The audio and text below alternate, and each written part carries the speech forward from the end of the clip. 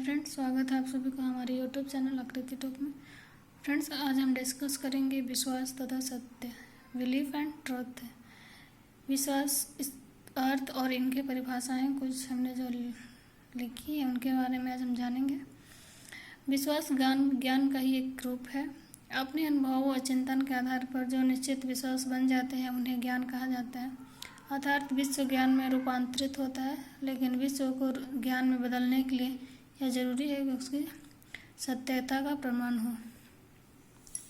ठीक है, विश्वास की परिभाषा यहाँ हमने लिखी है। एड बुजेल जी के अनुसार, एडी बुजेल किसमें विश्वास को मानसिक क्रिया अथवा अवस्था न मानकर उसे वृत्ति मानते हैं। बुजेल का मानना है कि विश्वास के लिए प्रमाण का होना अनिवार्य है। कोई भी विश्वास प्रमाणित रहित नहीं होती। विश्वास की स्थिति में निरपेक्ष सत्यता आवश्यक नहीं है। विश्वास एक प्रकार की मानसिकता है।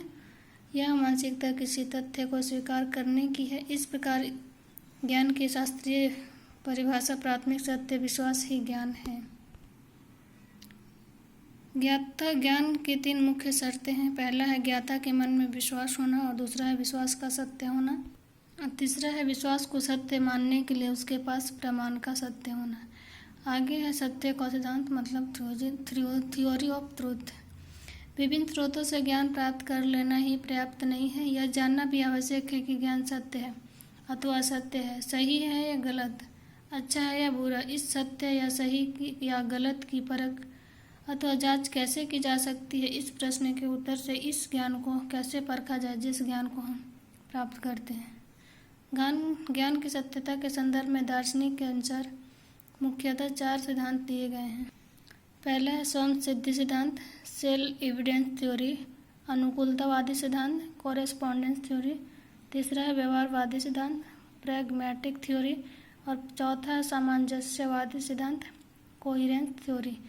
पहले स्वयं सिद्धि सिद्धांत मतलब सेल्फ एविडेंस थ्योरी के बारे में हम जानेंगे। इस सिद्धांत के अनुसार ज्ञान स्वयं सिद्ध है, क्योंकि यह सीधा, सरल और स्पष्ट होता है। वह उतना ही अधिक सत्य है जिस गुणों को होने से सत्यता शीघ्र दिखाई देने लगती। दूसरा अनुकूलतावादी मतलब कॉरेस्पॉन्डेंस थ्योरी। इस सिद्धांत के अनुसार सत्य ज्ञान निर्णय वह है जो वास्तविक वस्तु के अनुकूल है। सत्य तथ्यों पर आधारित है। तथ्यों सत्यों तथा सत्य कहना गलत है, क्योंकि तथ्य तो जैसे हैं वैसे ही रहेंगे। लॉक ने इस सिद्धांत का समर्थन किया है कि यदि ज्ञान वास्तविक वस्तुओं से मेल खाता है तो वह सत्य, यदि विचार वस्तु स्थिति के अनुकूल कि सत्य की परीक्षा है। तीसरा है व्यवहारवादी सिद्धांत, प्रैग्मैटिक थ्योरी। व्यवहारवादियों के अनुसार सत्य ज्ञान वह जो व्यवहार में उपयोगी हो, अतः इस सत्य ज्ञान की परीक्षा उसकी उपयोगिता में है। जब मनुष्य के व्यवहार द्वारा अर्थात निरीक्षण परीक्षण द्वारा किसी ज्ञान को परख लिया जाता है, तभी वह सत्य निर्णय या ज्ञान कहा जाता है।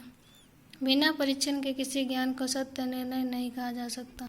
चौथा सामंजस्यवादी सिद्धांत, कोहेरेंस थ्योरी।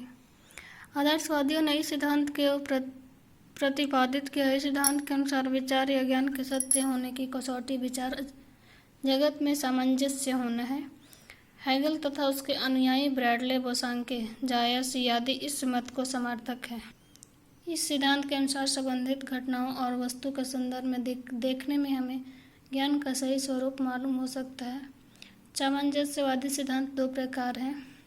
पहला है तथ्यात्मक सामंजस्य और दूसरा है तार्किक सामंजस्य। ये दो सिद्धांतों के बारे में हम जानेंगे। पहला तथ्यात्मक सामंजस्य मतलब फैक्चुअल कोहेरेंस है। इसमें किसी तथ्य की परीक्षा अन्य अज्ञात तथ्यों में सामंजस्य के आधार पर की जा सकती है। दूसरा तार्किक सामंजस्य, इसमें उपस्थित विचार या निर्णय के अर्थ की तार्किक परीक्षा की जाती है। प्रत्येक समय पर मनुष्य या मानवता के सम्मुख एक सत्यता की प्रणाली है जिसमें वे सारे विश्वास अथवा विचार विद्यमान रहते हैं जिनको वे सत्य मान चुके हैं या उनकी पहले सत्यता सिद्ध हो चुकी। और यदि एक नया निर्णय प्रस्तुत होता है जिसकी सहायता से रखने की जरूरत हो, तो उनका परीक्षण मापदंड यह है कि यदि यह उस सत्य की प्रणाली के अनुसार है तो वह सत्य है। ये थी हमारी विश्वास तथा सत्य के बारे में कुछ जानकारियाँ। आई होप मेरी वीडियो आप लोगों को पसंद आई हो तो सब्सक्राइब और लाइक करना ना भूलें। Thank you.